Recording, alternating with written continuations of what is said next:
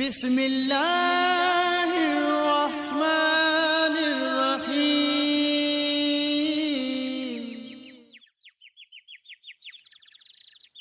Bismillahirrahmanirrahim. Assalamualaikum warahmatullahi wabarakatuh. Bismillah, alhamdulillah, wassalatu wassalamu ala rasulillah Sayyidina Muhammadin ibn Abdillah wa ala alihi wa ashabihi wa man tabi'ahu wa mawalah. Ashhadu an la ilaha illallah wahdahu la syarikalah wa ashhadu anna Sayyidina Muhammadan abduhu wa rasuluh la nabiyya ba'dah. Allahumma salli wa sallim wa barik ala Sayyidina Muhammad wa ala ali Sayyidina Muhammad. Qala rabbi israh li sadri wa yassir li amri wahlul 'uqdatam min lisani yafqahu qawli, amma ba'du. Bersyukur kita kepada Allah dengan ucapan alhamdulillah. Berselawat kita kepada Rasulullah dengan ucapan Allahumma shalli ala Sayyidina Muhammad wa ala ali Sayyidina Muhammad. Yang sama-sama kita hormati para pengurus Dewan Kemakmuran Masjid Baitul Salam, para masyaikh, para kiai, para asatid, Pak RT, Pak RW, para sesepuh, orang tua kami. Mudah-mudahan semua yang hadir pada kesempatan kali ini dimuliakan oleh Allah Subhanahu wa taala. Nanti dipotong. Nah, hari ini saya sampaikan hadis sedikit saja, tak terlalu panjang. Ini tentang bagaimana kita tergugah untuk ke Palestina. Apa kata Rasulullah? La yazalu qalbul kabir. Tidak pernah bergeser hati orang tua syaban. Dia merasa muda. Orang tua berumur 70, 80, 90, dia cuma badannya saja yang keriput, dia cuma giginya yang copot, dia cuma matanya yang buram. Tapi hatinya, kata Rasulullah, la yazal. La yazal itu artinya masih, tidak bergeser.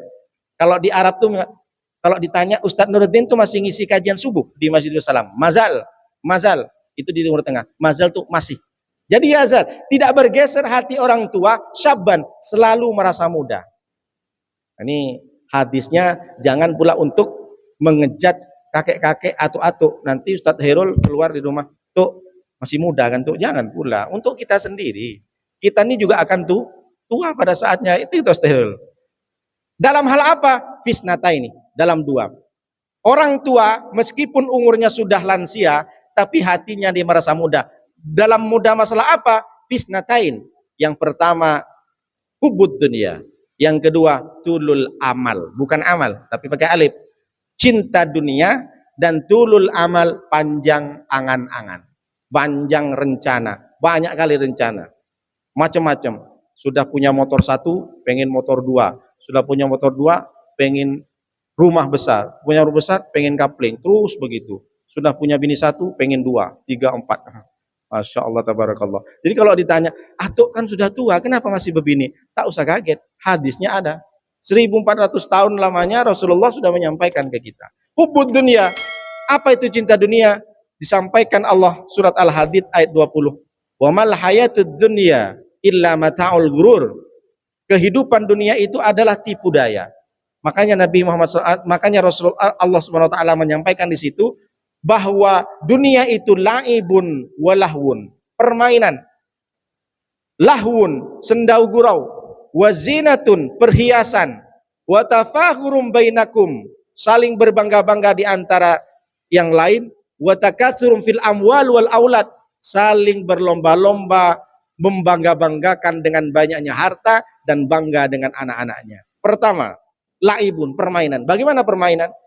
Kalau ada orang main misalkan gaplek kartu, kemudian dia senang dengan permainannya, pada saatnya permainan itu akan selesai. Kenapa? Karena yang main semuanya capek.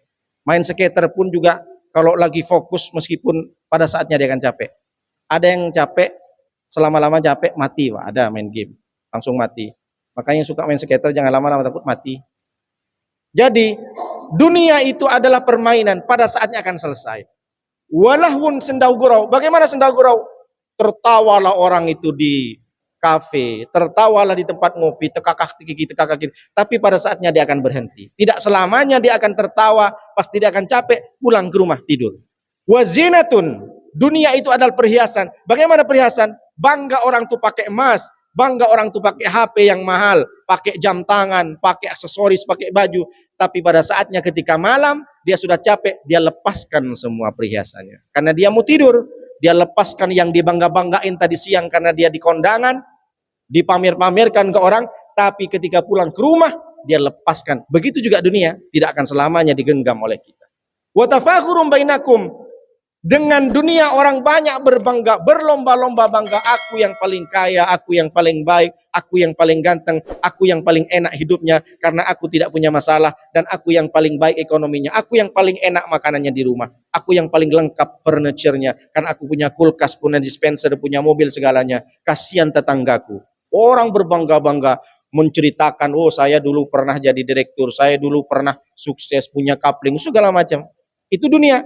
Wa takatsurum fil amwal wal amlad, juga dia berbangga dengan anakku yang pertama dapat beasiswa, anakku yang kedua dia hafal Quran, anak terus berbangga memamerkan kepada orang, tapi pada saatnya dia akan sirna. Kenapa? Dia sendiri yang mati, meninggalkan dunia yang dia banggakan.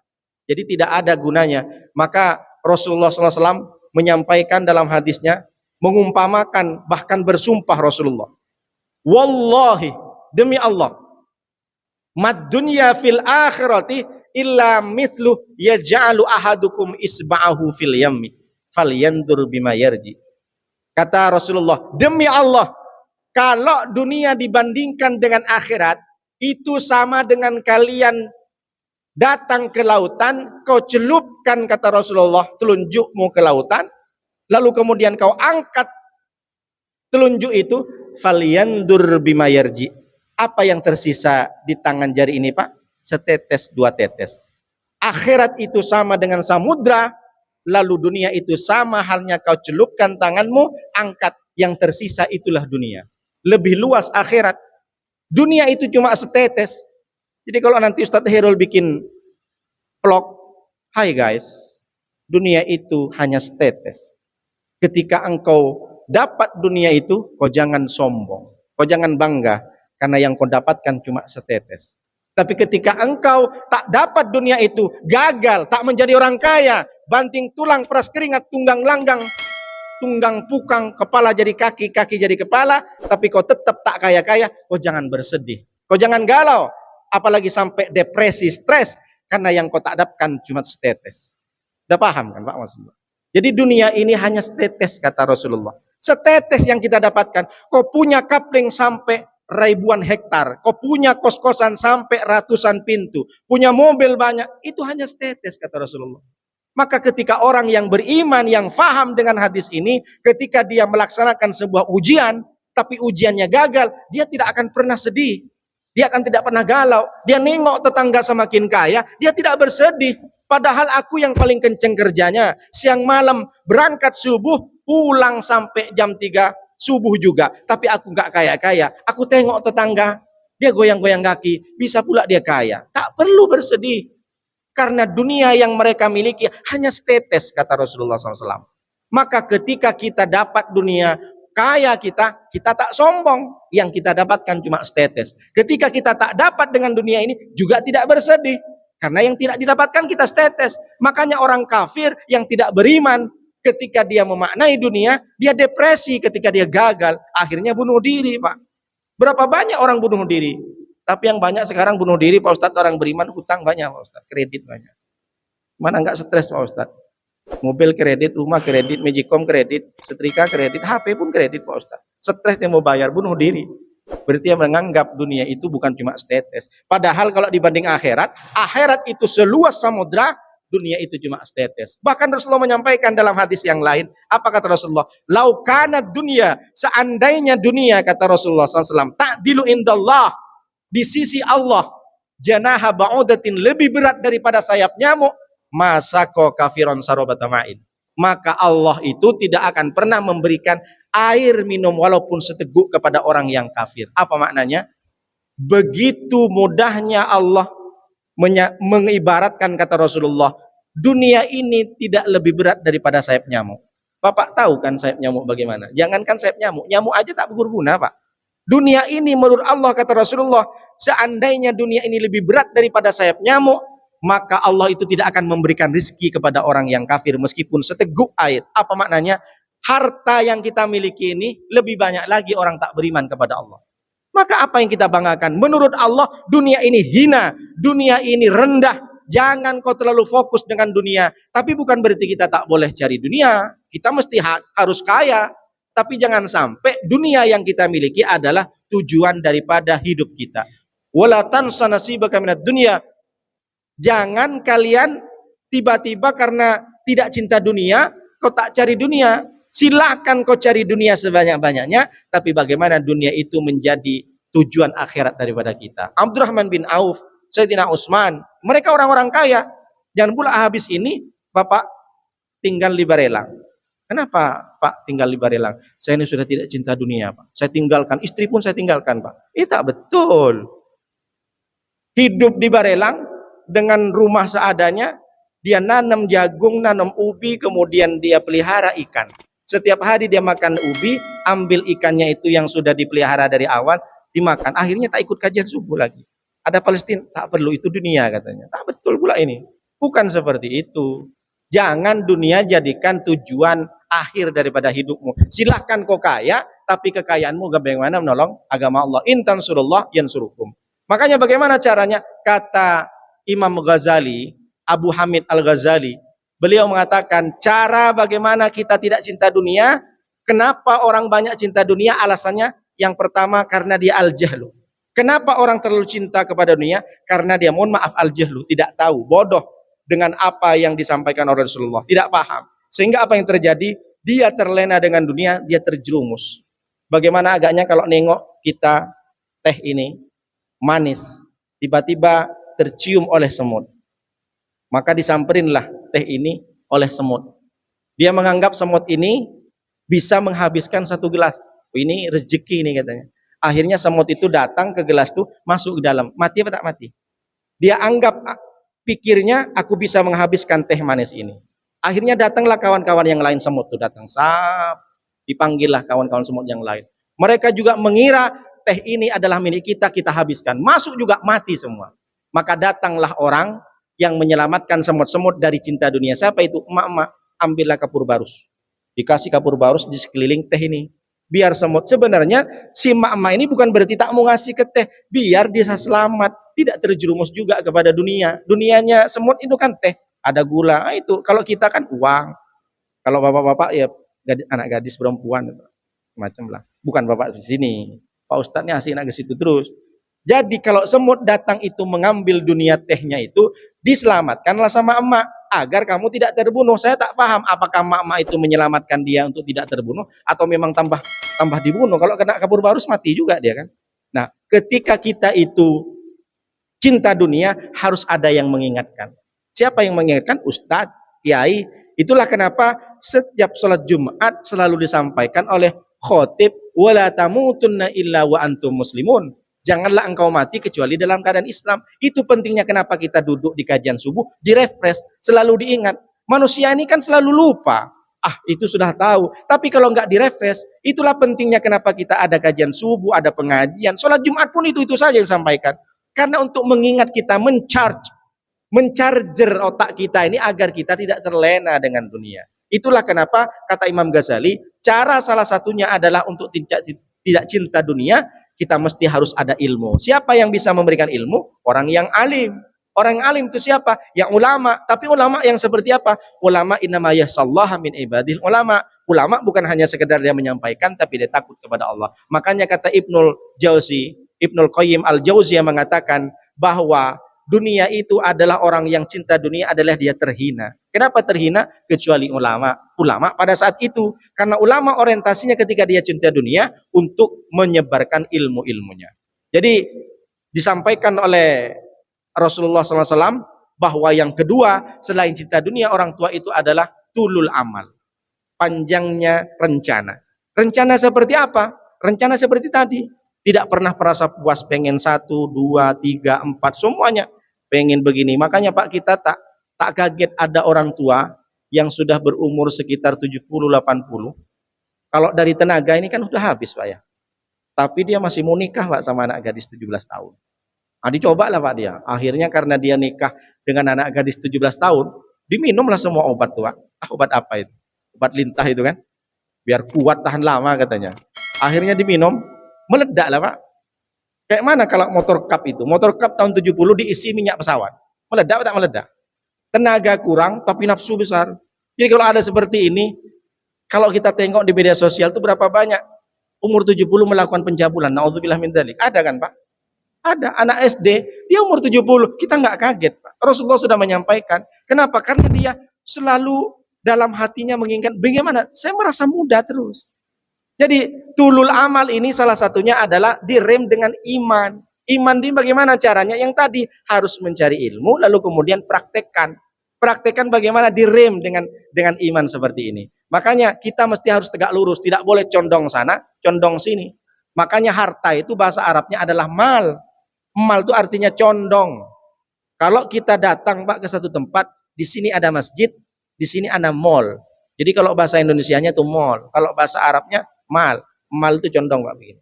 Jadi kalau ada pohon kelapa itu di laut, di pantai, lalu begini, itu namanya mal, Pak. Makanya kenapa dibilang condong? Karena orang kalau dihadapkan satu tempat, ini masjid, ini mall, orang lebih condong ke masjid atau ke mall, Pak? Pasti condong ke mall. Jadi mal itu harta artinya condong. Jadi apa maknanya? Kita mesti harus tegak lurus. Mudzabdabina baina dzalik. La ilaha ula'i wa la ilaha ula. Mestinya orang itu tidak boleh, oh saya gimana Pak Ustadz? Saya rasa-rasanya tuh memang saya juga cinta dengan dunia. Kadang-kadang saya tak cinta. Tidak boleh, kita mesti harus lurus. Cinta dunia itu kalau memang kita angan-angannya betul. Apa angan-anganan? Kalau kita nengok orang-orang yang ngemis di jalan, dia berpikir, oh gimana nanti aku bikin panti asuhan. Bagaimana aku bikin nanti panti jompo, nanti anak-anak yang manusia silver yang sering minta-minta di jalan tuh Pak, bagaimana caranya nanti ini dibuatkan tempat khusus, dilatih mereka yang suka menjahit, jahitlah. Yang ini yang sudah tua, bagaimana dia itu bisa bertani misalkan, atau merawat ternak. Angan-angan seperti itu bagus. Bagaimana nanti kalau hari tua aku pengen bikin panti asuhan, aku pengen bikin masjid, aku pengen bikin musola. Nah itu baru betul angan-angan. Jadi bukan berarti angan-angan tak boleh. Angan-angan yang tak boleh itu hanya cinta dunia dan sia-sia belaka.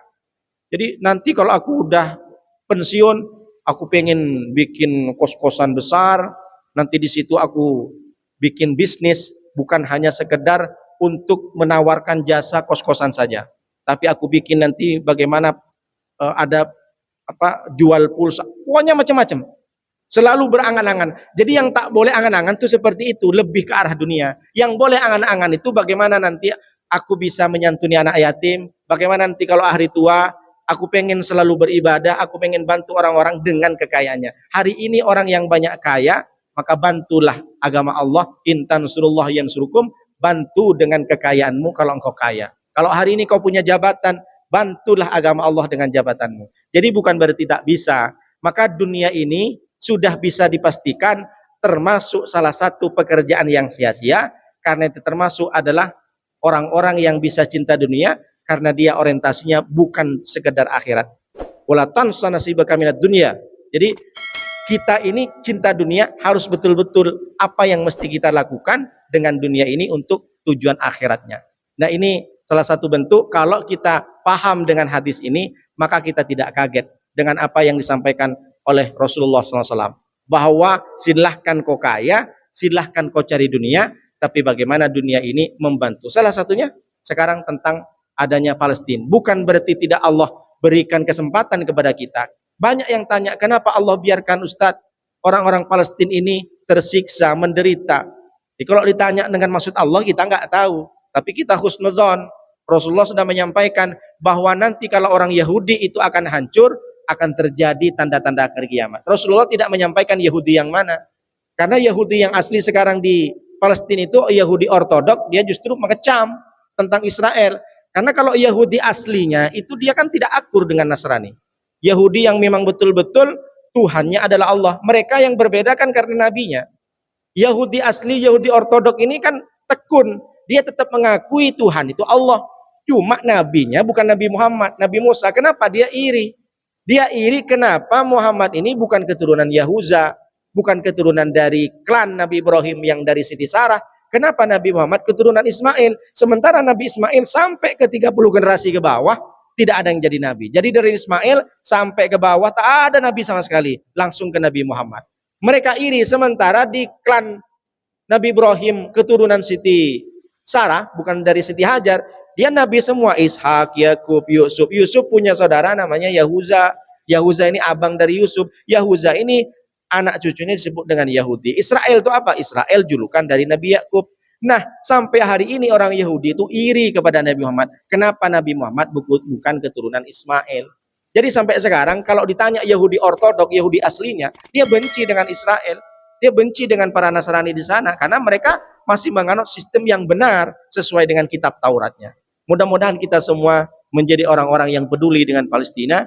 Kalau kita tidak bisa bantu dengan badan kita, dengan harta kita, dengan mencegah untuk tidak mengkonsumsi produk-produk Israel, tak perlu kita berkomentar dengan yang sinis. Tak perlu kita harus memberikan argumentasi, karena itu akan lebih menyakitkan. Apalagi berbicara masalah Hamas, berbicara masalah Fatah, kita bukan ranahnya di situ. Kita cuma tahu dari buku, bukan tahu dari langsung. Hamas dan Fatah meskipun menganggap orang teroris, tapi itulah bentuk pemuda-pemuda, orang-orang yang berjuang bagaimana Palestina itu bisa merdeka. Sekarang pertanyaannya, kenapa orang Arab itu tidak kompak untuk membalas kezaliman Israel? Kenapa seakan-akan diam? Kita tengok, orang Arab diam semua kan? Kenapa? Saya baru sadar di usia segini, ternyata orang-orang Arab, negara-negara Arab yang besar, seperti Irak, Iran, kemudian termasuk Arab Saudi, dia kuat, banyak senjatanya, hartanya banyak. Kenapa tidak bantu Palestina? Karena mereka semua dijajah oleh Israel. Ya, kapan dijajah Pak Ustadz? Tak sadar mereka. Dijajah secara ekonomi. Produk-produk Israel dengan mudah dikonsumsi oleh mereka. Mereka punya hubungan bilateral, punya hubungan politik yang baik. Sehingga kalau dia itu mendukung Palestina, dia takut nanti pisah dengan hubungan Israel. Padahal negara-negara non-Muslim, Bolivia, Chili, Venezuela, sudah memutuskan hubungan kontrak dengan Israel. Itu baru benar. Justru negara Arab yang setiap hari dia sujud, dia diam saja Pak dengan pembantaian itu. Saya baru sadar ternyata dijajah oleh Israel. Kita juga dijajah. Gimana tak dijajah? Setiap hari kita beli McD, KFC, saya sebutkan aja. Enak, anak saya senang Pak Ustaz. Secara tidak langsung kita makan darahnya bayi Palestina. Maka kita boykot. MUI bukan tidak sembarang. Banyak ulama di situ. Haram kita mengkonsumsi itu. Tergantung Bapak Ibu. Silahkan. Anak saya suka sekali Pak Ustaz. Kalau tak makan KFC dia muntah Pak Ustaz. Terserahlah. Tapi setidaknya kita membeli produk-produk Israel, sama halnya kita meminum darah bayi yang diserang oleh Israel di Palestina. Nauzubillah min dzalik. Mudah-mudahan kita berdoa orang-orang Palestina termasuk di Gaza bisa pulih kembali. Bagaimana tanah kelahirannya bukan cuma dirampas, tapi dibombardir yang asli. Hanya oleh karena itu kita berdoa bersama-sama. Akhir dari kajian ini, mudah-mudahan Allah memberikan pertolongan langsung kepada warga Palestina, Gaza. Saya tak sanggup Pak, disuruh sama kawan tuh postinglah Pak Ustadz tentang serangan. Saya tak bisa. Kalau saya posting bayi-bayi yang bergelimpangan jatuh setiap hari, anak-anak seperti ini Pak nggak ada takut lagi, mereka senyum Pak dengan makan semangka. Setidaknya kalau kita tidak posting, kita bagaimana janganlah ngomong yang aneh-aneh tentang penderitaan Palestina. Baik, ini saja yang bisa saya sampaikan. Mudah-mudahan bermanfaat. Mari kita doa bersama-sama. Mudah-mudahan saudara-saudara kita yang ada di Palestina, di Gaza, oleh Allah diberikan perlindungan yang baik, meskipun mereka sudah mati dalam keadaan syahid. Dan mudah-mudahan semua orang-orang yang peduli dengan Palestina membantu bagaimana di RT, di RW di sini menggalangkan dana, meskipun sedikit tak terlalu banyak. Bismillahirrahmanirrahim. Alhamdulillahirabbil alamin. Wassalatu wassalamu ala asrofil anbiya wal mursalin wa ala alihi washabihi ajmain. Hamdan syakirin, hamdan na'imin, hamdan yuafi ni'ama yukafi mazidah. Ya Rabbana lakal hamdu kama yanbaghi li jalalik wa 'azimi sultanik. Allahumma shalli wa sallim wa barik ala sayyidina Muhammad wa ala ali sayyidina Muhammad. Allahumma ansurna wal muslimin wansur ikhwanana wal muslimina fi Palestin wa fi Gaza wa fi kulli makan. Allahumma ansurna wal muslimin wansur ikhwanana wal muslimina fi Palestin wa fi Gaza wa fi kulli makan. Allahumma dammiril yahud wa Israel. Allahumma dammiril yahud wa Israel. Allahumma dammiril yahud wa Israel. Wa shattit samlahum wa farriq jamahum wa shattit samlahum wa farriq jamahum bi rahmatika ya arhamar rahimin. Allahumma aslih lana dinana alladhi huwa ismatu amrina wa aslih lana dunyana alladhi fiha ma'ashina wa aslih lana akhiratana allati fiha ma'adina waj'al hayata ziyadatan lana fi kulli khair waj'alil mawt min kulli syarr. Allahumma rabbana adkhilna mudkhala sidqin wa akhrijna mukhraja sidqin waj'al lana min ladunka sultanan nasira. Rabbana adkhilna mudkhala sidqin wa akhrijna mukhraja sidqin waj'al lana min ladunka sultanan nasira. Allahumma arinal haqqa haqqan warzuqna ittiba'ah wa arinal batila batila wasnatina. Allahumma rabbana zalamna anfusana wa illam taghfir lana wa tarhamna lanakunanna minal khasirin. Rabbana atina fid dunya hasanah wa fil akhirati hasanah wa qina adzabannar. Rabbana taqabbal minna innaka antas samiul alim wa tub alaina innaka antat tawwabur rahim. Subhanaka rabbika rabbil izzati amma yasifun wa salamun alal mursalin walhamdulillahi rabbil alamin. Al-Fatihah. A'udzu billahi minasyaitonir rajim. Bismillahirrahmanirrahim. Alhamdulillahi rabbil alamin arrahmanir rahim maliki yaumiddin. Iyyaka na'budu wa iyyaka nasta'in ihdinas siratal mustaqim siratal ladzina an'amta 'alaihim ghairil maghdubi 'alaihim waladdallin. Amin. Demikian Bapak-bapak, mudah-mudahan bermanfaat. Terima kasih atas segala perhatian. Mohon maaf atas segala kurangan. Hadanallahu ilaikum mustaqim. Wassalamualaikum warahmatullahi wabarakatuh. Waalaikumsalam warahmatullahi wabarakatuh.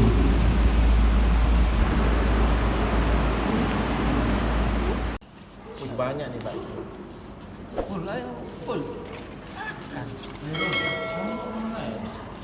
Pak, ini boleh diambil lagi Pak? Bukan.